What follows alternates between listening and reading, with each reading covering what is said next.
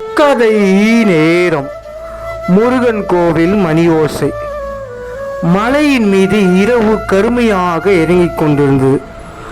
முருகன் கோவிலின் மணி சத்தம் மட்டும் அந்த கிராமம் முழுக்க ஒலித்தது.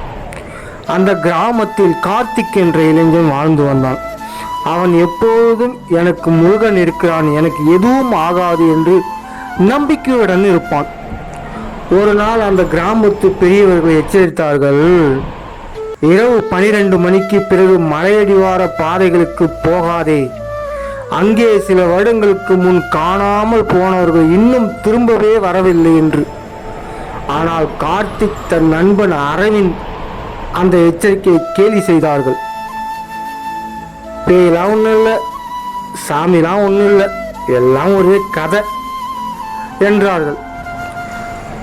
அந்த இரவே இருவரும் மலையடிவார பாதையை சென்றார்கள்.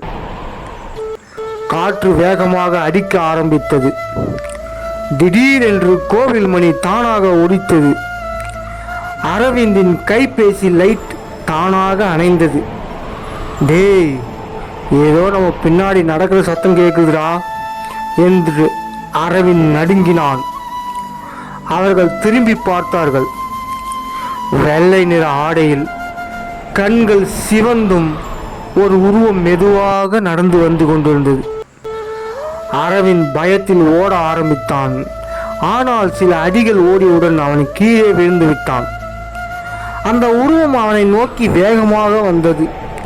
அந்த நேரத்தில் கார்த்திக் கண்களை மூடிக்கொண்டு கத்தினான், வேல்முருகா, வேல்முருகா, என்னை காப்பாத்து என்று. அடுத்த நொடி மலையில் மேலிருந்து ஒரு பிரகாசமான ஒளி கீழே விழுந்தது.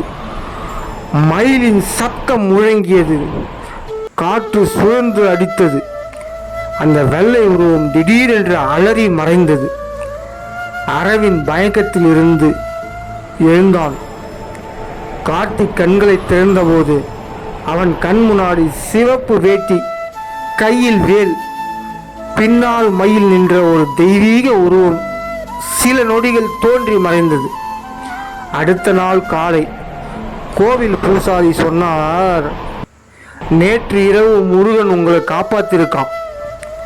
அந்த பாதையில் சுற்றும் தீய சக்தி பல வருடமாக மக்களை பயமுறுத்துகின்றது.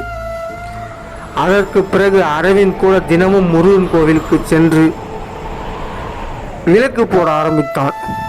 ஏனெனில் உண்மையான பக்தியோடு அழைத்தால் முருகன் எப்போதும் நம்மை கைவிட மாட்டான். உறவுகளே, இந்த கதை பிடிச்சிருந்தா லைக் பண்ணுங்க, ஷேர் பண்ணுங்க, சப்ஸ்கிரைப் பண்ணுங்க.